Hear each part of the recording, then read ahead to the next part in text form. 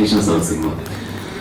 Day one ಮೊದಲನೇ ದಿನ shoot start ಆದಾಗ ರಾಜು ಸರ್ ನನಗೆ ಮೊದಲಿಂದ ಪರಿಚಯ, ಬಹಳ ಆತ್ಮೀಯರು. ನಾನು ಆಕ್ಟ್ ಮಾಡಿದಂಥ ದಿಯಾ ಸಿನಿಮಾದ ಡೈರೆಕ್ಟರ್ ಅಶೋಕ್ ಸರ್ ಅವರ ಆತ್ಮೀಯರವರು. ಅವ್ರ ಜೊತೆಯಲ್ಲಿ ಅಸೋಸಿಯೇಟ್ ಡೈರೆಕ್ಟರ್ ಆಗಿ ಬಹಳಷ್ಟು ಸಿನಿಮಾಗಳ ಜೊತೆ ಕೆಲಸ ಮಾಡಿದ್ದಾರೆ. ಸೊ ಹಾಗಾಗಿ ಮೊದಲಿಂದ ಅವ್ರ ಪರಿಚಯ. ಸೊ ಅವರು ಕತೆ ಹೇಳಿದಾಗ ಇದ್ದಂತಹ ಪಾಸಿಟಿವಿಟಿ ಆಗಿರಲಿ, ಮೊದಲನೇ ಶಾರ್ಟ್ ತೆಗೆದಾಗ, ಮೊದಲನೇದಾಗಿ ನಮ್ಮ ಕಾರ್ತಿಕ್ ಅವ್ರ ಬಗ್ಗೆ ಹೇಳ್ತೀನಿ. ಅವರು ಸೆಟ್ ಅಲ್ಲಿ ಎಷ್ಟು ಸೈಲೆಂಟ್ ಆಗಿದ್ರು ಅಂತ ಹೇಳಿದ್ರೆ, ಇಷ್ಟೆಲ್ಲ ವಿಜುವಲ್ಸ್ ತೆಗಿಬೇಕು ಅಂತ ಹೇಳಿದ್ರೆ ಅಲ್ಲೆಲ್ಲೋ ಆರ್ಭಟ ಆಗ್ಬೇಕಿತ್ತು. ಬಟ್ ಒಂದು ಆರ್ಭಟ ಇಲ್ಲ, ತುಂಬಾ ಸೈಲೆಂಟ್ ಇರ್ತಿತ್ತು. ಒಂದು ಕ್ಯಾಮ್ರಾ ಸುಮ್ಮನೆ ಅಲ್ಲಿ ಇರ್ತಾ ಇತ್ತು, ಶಾರ್ಟ್ ತೆಗಿತಾ ಇದ್ರು. ನಾನು ಏನ್ ತೆಗಿತಾ ಇದ್ದಾರೆ ಅಂತ ಹೋಗಿ ಮಾನಿಟರ್ ನೋಡಿದಾಗ ಶಾಕ್ ಆದೆ.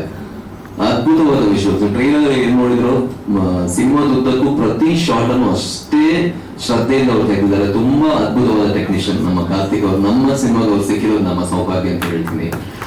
ಅಂಡ್ ರಘು ನಿಡುವಲ್ಲಿ ಸರ್, ಅವರ ಪ್ರತಿ ಮಾತುಗಳು ಹಾಡಿನ ಸಾಲ್ ತರ ಇರುತ್ತೆ. ಸೊ ಅಷ್ಟು ಅದ್ಭುತವಾಗಿ ನಮ್ಮ ಸಿನಿಮಾಗೆ ಅವರು ಬರೆದಿದ್ದಾರೆ. ಖುಷಿ ಇದೆ. ನನಗೆ ಬಹಳ ಭಯ ಆಯ್ತು. ನಾನು ಕರಾವಳಿ ಭಾಗದವನು, ಹಾಗಾಗಿ ಮಂಡ್ಯ ಶೈಲಿಯ ಕನ್ನಡ ಮಾತಾಡೋದಕ್ಕೆ ಬಹಳ ಭಯ ಆಯ್ತು. ಬಟ್ ಅವರ ಸಾಲುಗಳು ಯಾವ ರೀತಿ ಇತ್ತು ಅಂತ ಹೇಳಿದ್ರೆ, ಅದು ತಾನೇ ನನ್ನ ಬಾಯಲ್ಲಿ ಬಂದ್ಬಿಡ್ತು. ಅಂಡ್ ಅಸಿಸ್ಟೆಂಟ್ ಡೈರೆಕ್ಟರ್ಸ್ ಆಗಲಿ ಬಹಳ ಹೆಲ್ಪ್ ಮಾಡಿದ್ರು ನನಗೆ.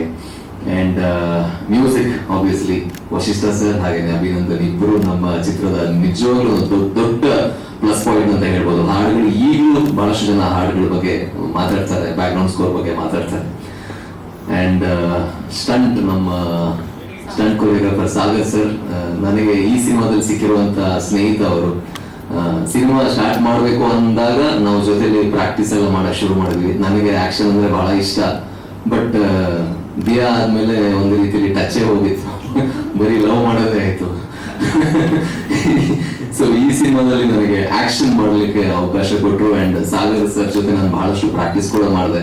ಒಂದು ಒಳ್ಳೆ ಸ್ನೇಹಿತ ಆದ್ರು. ಬಹಳಷ್ಟು ಸಿನಿಮಾಗಳು ನಾವು ಜೊತೆಲಿ ಮಾಡ್ತಾ ಇದ್ವಿ. ನಾನ್ ಡೈರೆಕ್ಷನ್ ಮಾಡೋ ಸಿನಿಮಾದಲ್ಲೂ ಕೂಡ ಅವರೇ ಸ್ಟಂಟ್ ಕೊರಿಯೋಗ್ರಾಫರ್. ಅಂಡ್ ತುಂಬಾ ಎಕ್ಸೈಟೆಡ್ ಆಗಿರುವಂತಹ ವಿಚಾರ ಈ ಸಿನಿಮಾದಲ್ಲಿ ನನಗೆ.